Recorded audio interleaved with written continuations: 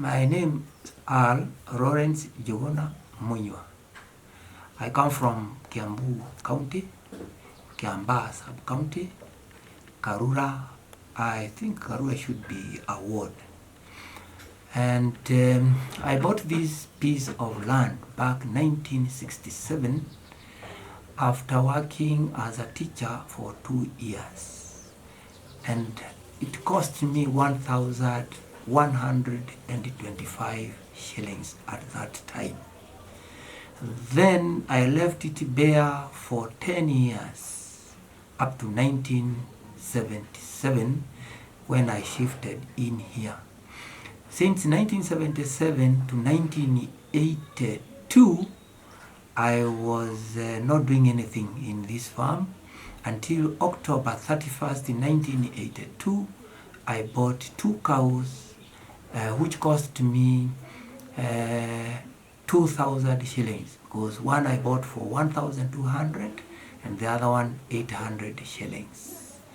Then that one cow which I bought for 800 was in milk, and I was getting 4 bottles from it, which I was selling to my fellow colleague teachers in the city at 1 shilling and 50 cents per bottle.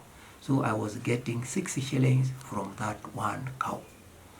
Because of the demand of the milk from the colleagues, they forced me to add more cows. And immediately they paid me at the end of the month. I bought another cow for 1,000 shillings. Then the milk was not even enough, even after doing that. So having known that the business is now doing well, I kept on increasing the number of cows because of the demand of the milk, up to 60 animals for a period of 12 years. And I was getting between 120 liters of milk every day. And because of the good prices, because the prices had gone up to 7 shillings and 50 cents, I was getting more money than I was earning in the teaching profession. So I decided to go for an early retirement after attaining 50 years. So I retired at the age of 50 and came full-time here. Then from that time, after coming up here, I kept on increasing the production because I was available here throughout. But 1995, I went back to class. I went to Ahiti, Kabete, where I trained as an inseminator so that I could inseminate my animals because the government programs had already failed. Then from there, I got a visitor from US, California, by name Dale Darlings, who had come to visit Kenya. And he was brought here by Worldwide Science. And after looking at my animals, we knocked down 20 animals and I sold them for meat. And I was left with 40 animals, which I have maintained even to date.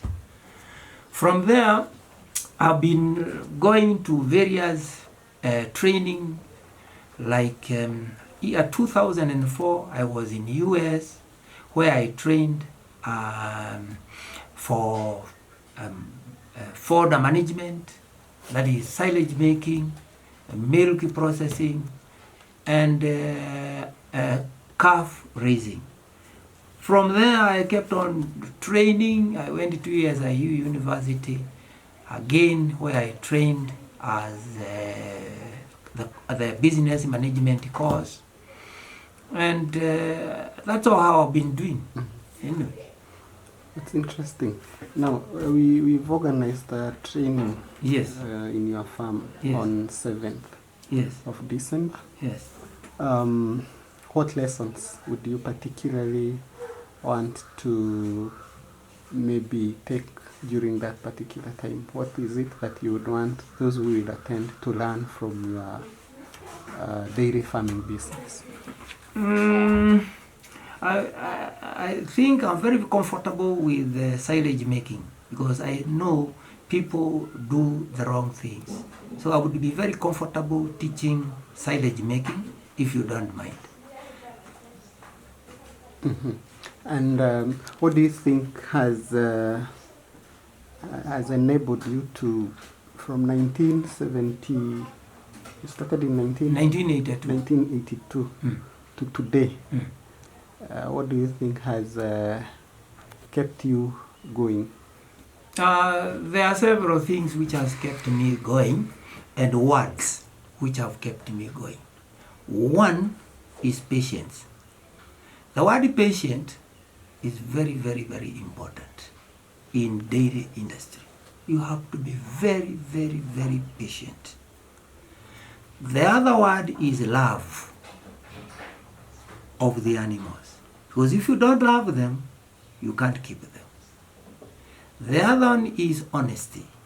You have to be very, very, very honest with the animals. If you are not honest with the animals, and people might think, what is he talking about honesty with the animals? You've got to give the animals the right things they need. That is honesty. If it is a dairy meal, it is a dairy meal. If it is wheat brand, it is wheat brand. You cannot cheat them. You have to be honest, because they will tell. If you are, the animal will tell in the evening or in the morning if you are not fed it properly with the proper feeds. That is honesty with the animals. You also have to be very honest with the suppliers. You got to pay them in time, because if you don't pay them in time, they will not supply you. So you will not meet your commitment with the animals, because you will have no feeds. You have to make good relationship with the banks or the circles, because they will support you. During the drought, they will support you. They will loan you. That loan will be repaid by the animals. So the animals have to do everything for you. That's why I'm insisting on honesty and patience and love of the animals.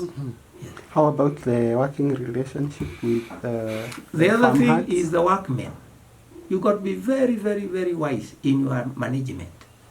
These are not the days we used to say you can go. These are the days you ask them, what have I not done for you? What would you like me to do for you? Because the moment you tell them that you go, I'll get another one tomorrow, you have it very rough. Okay? Yes, so you have to treat them as human beings, not the other way they were being treated. We were being treated, or our parents were being treated by the whites. Yes. Nowadays, the life has changed in this industry. Yes. Milk prices have gone down, and everybody is complaining. How else can a dairy farmer make money in this industry? It's very difficult, because milk is only for maintenance. So if it has gone down, you will not be able to maintain your cows. So what I advise farmers is, don't stick to one particular person.